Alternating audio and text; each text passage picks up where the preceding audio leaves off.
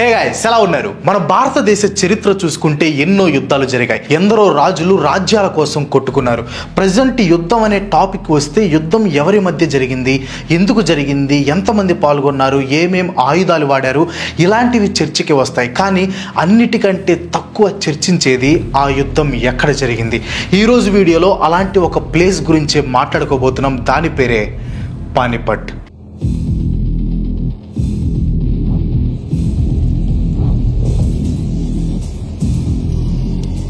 పానిపట్ దగ్గరే మొఘల్ సామ్రాజ్యం పుట్టింది. మరాఠా సామ్రాజ్యం పడిపోయింది. ఇక్కడ ఒకటి కాదు, రెండు కాదు, ముచ్చటగా 3 యుద్ధాలు జరిగాయి. ఈ 3 యుద్ధాలు కూడా మన భారతదేశాన్ని బాగా ఇంపాక్ట్ చేసినవే. ఆ 3 యుద్ధాలు ఏంటి, అవి ఎందుకు జరిగాయి, అసలు ఎందుకు యుద్ధాలు చేయడానికి పానిపట్ని మాత్రమే సెలెక్ట్ చేసుకున్నారు? అంతేకాదు, ప్రస్తుతం పానిపట్ని city of weavers, textile city అని ఎందుకంటారు? పానిపట్లోనే తయారయ్యే వూల్ గురించి ఈరోజు వీడియోలో మనం మాట్లాడుకుందాం. పానిపట్ హర్యానాలో ఉంది. ఢిల్లీ నుంచి సుమారు 90 కిలోమీటర్ల దూరంలో ఉంటుంది.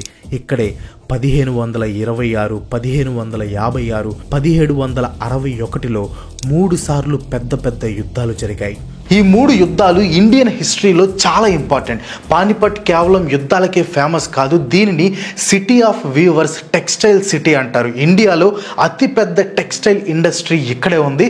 ఇక్కడ క్వాలిటీ బ్లాంకెట్స్, సూట్స్, కార్పెట్స్ కూడా తయారు చేస్తారు. షోడియాన్, ఇది బట్టలు తయారు చేయడానికి వాడే వూల్ లాంటిది. దీంతో చాలా రకాలైన జాకెట్స్, బ్లాంకెట్స్ లాంటివి తయారు చేస్తారు. ఈ షోడియాన్ని ఎలా తయారు చేస్తారో తెలుసా? మనం వాడి పడేసిన బట్టల నుంచి. ఎస్, ప్రపంచంలో ఉన్న పాత బట్టలన్నీ యుఎస్, యూకే ఇలా ఎక్కడెక్కడి నుంచో వచ్చిన పాత బట్టలని కలర్ వైజ్గా సపరేట్ చేసి వాటిని ముక్కలు ముక్కలుగా కైమాలా కొట్టి వాటి ద్వారా వూల్ని తయారు చేస్తారు. ఈ షోడియాన్ పానిపట్ దగ్గర ఎక్కువగా దొరుకుతుంది. వరల్డ్ వైడ్గా చాలా ఫేమస్ కూడా. పానిపట్కి ఇంకో పేరు కూడా ఉంది, అదే క్యాస్ట్ ఆఫ్ క్యాపిటల్. సింపుల్గా చెప్పాలంటే చెత్త నుంచి మంచి తీయటం. బట్టలని రీసైకిల్ చేస్తారు. చాలా ప్లేసెస్ నుంచి వచ్చిన బట్టలు, అది కూడా కొన్ని వందల టన్నుల బట్టలు కండ్లపోట్, ఇది గుజరాత్లో ఉంది, అక్కడ నుంచి పానిపట్కి వస్తాయి. అక్కడ మళ్ళీ రీసైకిల్ అవుతాయి. ఇలా ప్రపంచంలో 5 ప్లేసెస్లో మాత్రమే ఎక్కువ బట్టల్ని రీసైకిల్ చేస్తారు. అందులో పానిపట్ కూడా ఒకటి. అలా వేస్ట్ నుంచి షాడియాన్ని తయారు చేస్తారు. ఇలా తయారు చేసిన బ్లాంకెట్స్, కార్పెట్స్ అండ్ జాకెట్స్ అన్ని ఎక్కువ రోజులు మన్నుతాయి. ఇంకా మెయింటెనెన్స్ కూడా తక్కువ. వరల్డ్ వైడ్ గా చాలా పూర్ కంట్రీస్ కి, ఆర్ఫనేజెస్ కి ఇక్కడ నుంచే బ్లాంకెట్స్ వెళ్తాయి. పానిపట్ లో బట్టలు నేసే కార్మికులు కూడా చాలా ఎక్కువ. అక్కడే చేతులతో వూల్స్ ని అల్లుతారు. ప్రతి కుట్టు వెనక ఒక కథ ఉంటుంది. హ్యాండ్ మేడ్ టెక్స్టైల్ ఇండస్ట్రీ కూడా పానిపట్ లో చాలా ఫేమస్. అందుకే సిటీ ఆఫ్ వీవర్స్ అంటారు. ఇంకా అక్కడ cotton wool manufacturing units, glass factories ఇలా చాలా ఉన్నాయి. పానిపట్ ఇండస్ట్రియల్ హబ్ కాబట్టి అక్కడ పొల్యూషన్ కూడా ఎక్కువ ఉంటుంది. The battles. పానిపట్ మన ఇండియన్ హిస్టరీని ఇంపాక్ట్ చేసిన 3 భీకర యుద్ధాలు ఇక్కడే జరిగాయి. అవి 1526లో ఫస్ట్ బ్యాటిల్, 1556లో రెండో బ్యాటిల్ అండ్ 1761లో third battle. First battle of Panipat 1526. ముందు 1526లో జరిగిన యుద్ధం గురించి చూద్దాం. ఈ యుద్ధం వల్లే ఇండియాలోకి మొఘల్ ఎంపైర్ ప్రవేశించింది. బాబర్ అనే మొఘల్ చక్రవర్తికి ఢిల్లీ సుల్తాన్ ఇబ్రహీం లోడీకి మధ్య యుద్ధం జరిగింది. ఎగ్జాక్ట్ గా చెప్పాలంటే మొఘల్స్ కి ఢిల్లీ సుల్తానేట్ కి మధ్య జరిగింది. ఈ వార్ జరగటానికి రీజన్, బాబర్ అప్పుడే సెంట్రల్ ఏషియాలో తిమురిడ్ డైనాసిటీ నుంచి వచ్చాడు. అక్కడ తనకు ఇచ్చిన కింగ్డమ్స్ ని పాలించేవాడు. అది కూడా జస్ట్ 12 సంవత్సరాల వయసు నుంచే. అప్పుడు తన రాజ్యాన్ని చాలా సార్లు కోల్పోయాడు. మళ్ళీ గెలవటానికి 3 సార్లు ప్రయత్నించిన ఓడిపోయాడు. మొత్తం వాళ్ళకి ఉన్న ఆస్తులన్నీ తగ్గిపోయాయి. ఇది తనకి చాలా అవమానంగా అనిపించింది. దీనివల్ల బాగా డిప్రెషన్ లోకి వెళ్ళిన బాబర్ ఇంకా పవర్ఫుల్ రాజు అవ్వాలనుకున్నాడు. సొంతంగా ఒక దేశాన్ని పాలిద్దామనుకున్నాడు. అప్పుడే మన భారతదేశంపై తన కన్ను పడింది. 1526 టైంలో ఢిల్లీని ఢిల్లీ సుల్తాన్ అయిన ఇబ్రహీం లోడీ పాలిస్తున్నాడు. అప్పుడు అక్కడ గవర్నర్ అయిన దౌలత్ ఖాన్ లోడీకి ఇబ్రహీం పాలన నచ్చేది కాదు. దానితో కొంతమంది కుటుంబ సభ్యులతో కలిసి ఇబ్రహీం లోడీని ఓడిద్దామనుకున్నాడు. దానికి బాబర్ సాయం తీసుకున్నాడు. బాబర్ని ఇండియాకి పిలిపించింది దౌలత్ ఖానే. అలా బాబర్ తను బలపరుచుకున్న ఆర్మీతో సఫావిడ్స్, ఓటమన్ డైనాసిటీ వాళ్ళ హెల్ప్ తీసుకొని ఇదే మంచి ఛాన్స్ అని ఇండియాకి తట్టాబుట్ట సర్దుకొని వచ్చేశాడు. అలా ఢిల్లీ సుల్తాన్స్కి బాబర్కి మధ్య యుద్ధం ఏప్రిల్ 21, 1526 మొదలైంది. వారు ఒక్కరోజు మాత్రమే జరిగింది, కానీ చరిత్రలో కొన్ని వేల సంవత్సరాలు గుర్తుంటుంది. ఈ వారులో బాబర్ కొన్ని టాక్టిక్స్ వాడి ఇబ్రహీంని ఓడించాడు. మొదటిసారి ఇండియాలో గన్ పౌడర్ ఫైర్ ఆర్మ్స్ ని వాడాడు. వాటితో చాలా మంది సుల్తాన్ సైనికుల్ని చంపాడు.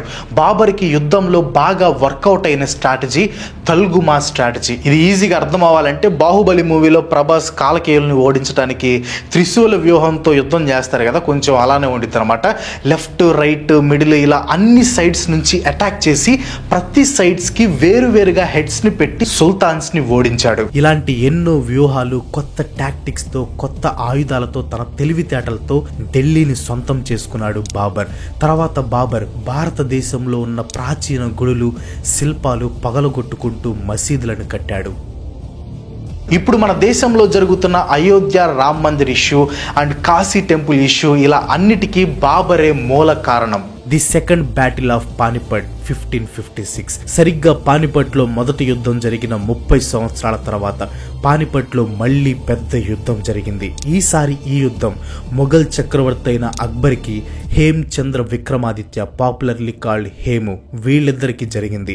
ఈ యుద్ధం జరిగే టైంకి అక్బర్ వయసు కేవలం 13 సంవత్సరాలు మాత్రమే. అక్బర్కి జనరల్స్ అయిన ఖాన్ జమాన్ అండ్ బైరం ఖాన్ ఈ యుద్ధాన్ని చూసుకున్నారు. బైరం ఖాన్ ఇతను మొఘల్ రాజ్యానికి సర్వ సైన్యాధ్యక్షుడిగా పనిచేశాడు. వీళ్ల సాయంతో హేమ్చంద్ర రాజుతో యుద్ధం చేయడానికి సిద్ధమయ్యాడు అక్బర్. హేమ్చంద్ర విక్రమాదిత్య అలియాస్ హేము. ఇతను చిన్నప్పుడు సాల్ పీటర్ అని ఒక పదార్థాన్ని అమ్మేవాడు. తర్వాత తన తెలివితేటలతో సర్ ఎంపైర్ కి సర్వ సైన్యాధ్యక్షుడిగా చేసి ఎన్నో రాజ్యాలని గెలిచాడు. అప్పటికే ఒకసారి మొఘల్ ఎంపైర్ పై విజయం సాధించి ఢిల్లీ, ఆగ్రాని గెలిచాడు. దానితో పాటు పేరుని హేమ్చంద్ర విక్రమాదిత్య రాజుగా మార్చుకున్నాడు. మళ్ళీ అక్బర్ తో యుద్ధానికి సిద్ధమయ్యాడు.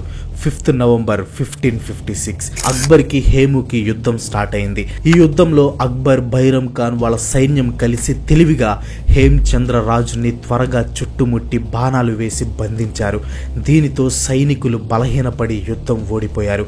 తర్వాత హేమ్చంద్ర తలని నరికి ఢిల్లీలో ఊరేగించారు. హేమ్చంద్ర విక్రమాదిత్య 2 సార్లు మొఘల్ ఎంపైర్ ని పోరాడి గెలిచాడు, కానీ 3వ పానిపట్లో ఓడిపోయాడు. మొఘల్స్ ని ఎదిరించి గెలిచిన హిందూ రాజుల్లో హేమ్చంద్ర విక్రమాదిత్యకి చరిత్రలో మంచి పేరుంది. ఈ second battle of Panipat India భవిష్యత్తుని మార్చేసింది. మొఘల్ ఎంపైర్ ఇంకా బలంగా అవటానికి సాయపడింది. Third battle of Panipat 1761. 17th century వచ్చేసరికి మొఘల్ ఎంపైర్ పవర్ బాగా తగ్గిపోయింది. ఇండియాలో ఎక్కువగా మరాఠా సామ్రాజ్యం నడిచేది.